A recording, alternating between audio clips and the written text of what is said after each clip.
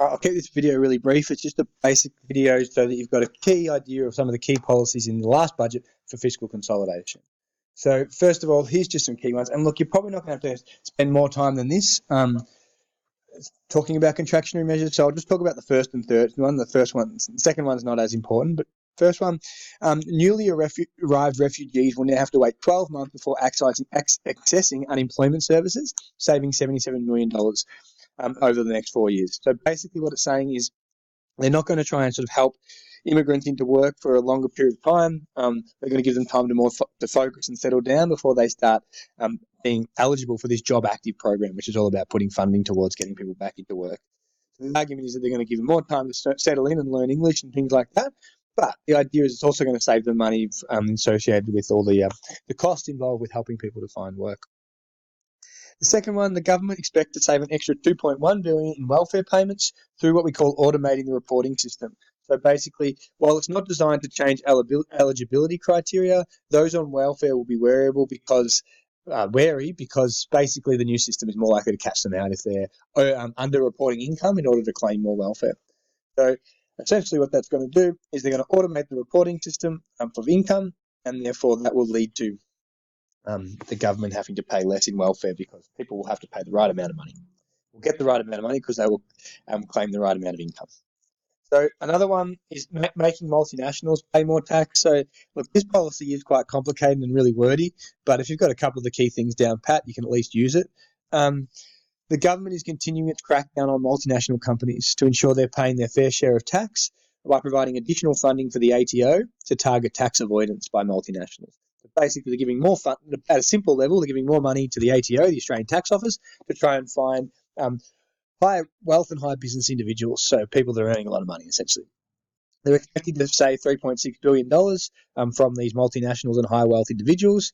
And then another thing that you could talk about is this tax avoidance task force. So a lot of that money is going to a tax avoidance task force, and their sole job is to try and catch people out that aren't paying the right amount of tax. High wealth individuals, high earning companies. This can increasing the scrutiny of specialist tax advisors. Look, that's a bit complicated. I wouldn't worry about it. Just the language. The government will provide $42 million over 4 years to the tax office to increase activities to recover unpaid tax and superannuation liabilities.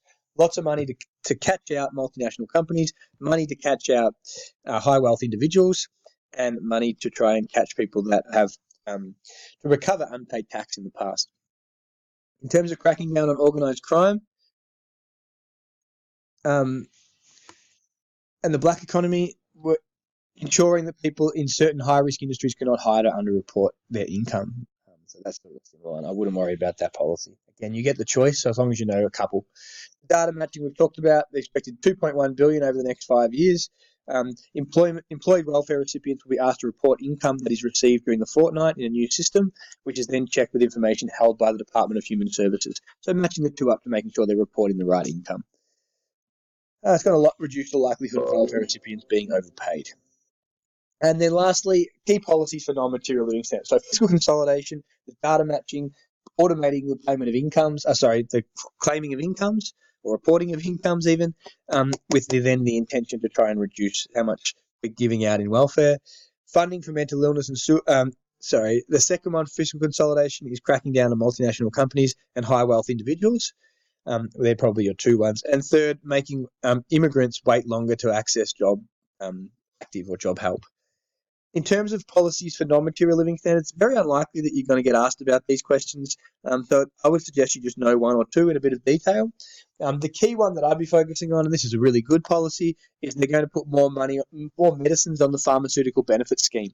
What that basically means is more illnesses. So I think one of the big ones is for leukemia. It can cost patients up to $100,000. By putting them on this pharmaceutical benefit scheme, that allows them to then